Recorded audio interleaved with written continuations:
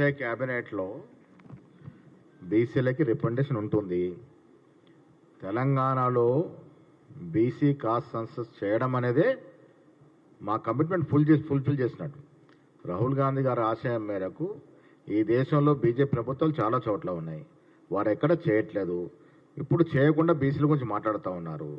మా కమిట్మెంట్ ఉంది కాబట్టి ఇక్కడ రేవంత్ రెడ్డి గారి ప్రభుత్వము కాస్ట్ సెన్సస్ చేసాము. చేయడమే కాకుండా మేము ఎన్నికల ముందు ఇచ్చిన కమిట్మెంట్ 42% చట్టబద్ధ ఇవ్వబోతా ఉన్నాం. It's not a small thing, ఆషామాషి కాదు. మేము ఇప్పుడు బీజేపీ గారిని బీఆర్ఎస్ వాళ్ళని అడుగుతున్నాం, మాకు చిత్తశుద్ధి మేము చేస్తూ ఉన్నాము, మీరు 10 ఏళ్ళు బీఆర్ఎస్ చేయలేదు, ఇలా బీజేపీకి అవకాశం ఉంది, కేంద్రంలో అధికారంలో ఉంది, మేము కాస్ట్ సెన్సస్ చేస్తాము. పెద్దలు చెప్పినట్టుగా అది 9th షెడ్యూల్లో చేర్చి ఈ రిజర్వేషన్ సుప్రీంకోర్టు సీలింగ్ని అధిగమించి మీరు మీ చిత్తశుద్ధి చాటుకోవాలి. ఇవాళ బండి సంజయ్ గారికి నేను వీతో పక్కుతాను, ఓబీసీ బిడ్డగా మీరు కేంద్రంలో మంత్రిగా ఉన్నారు.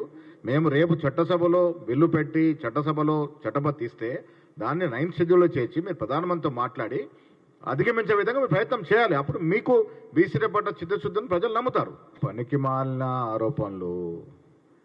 బూర నరసయ్య గౌడ్ గారు టీఆర్ఎస్లో ఎంపీగా ఉన్నాడు, బీసీల గురించి ఏమి ఎలగబెట్టినారు అప్పుడు?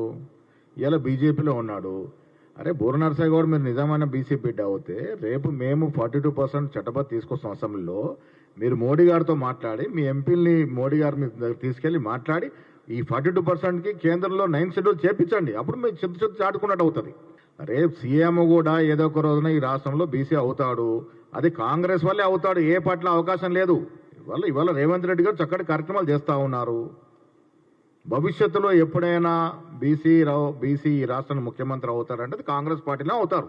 బండి సంజయ్ గారు కేంద్ర మంత్రివర్గంలో ఉండి ఇది సెక్యులర్ స్టేట్లో ఆయన క్యాబినెట్, సెక్యులర్ స్టేట్ భారతదేశం, సెక్యులర్ స్టేట్లో ఆయన ఒక మంత్రిగా ఉండి ముస్లిం గురించి ఇష్టం వచ్చినట్టు మాట్లాడుతూ ఉన్నారు. అలా మాట్లాడొచ్చునా?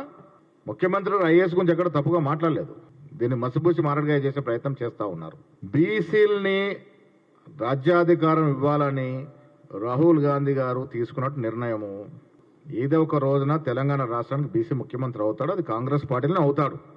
వచ్చే ఎన్నికలన్నీ కూడా బీసీల చుట్టే తిరుగుతాయి. గతంలో కాలేదు కాబట్టి ఇవాళ రాహుల్ గాంధీ ఆ స్లోగన్ తీసుకున్నారు కాబట్టి భవిష్యత్తులో అవకాశం వచ్చినప్పుడు బీసీ ముఖ్యమంత్రి రాష్ట్రంలో అవుతాడు. ఇవాళ ఈ 5 ఏళ్ళు రేవంత్ రెడ్డి గారు ముఖ్యమంత్రిగా కొనసాగుతారు. వచ్చే రోజుల్లో ఈ అవకాశం కాంగ్రెస్ పార్టీలో ఉంటుంది.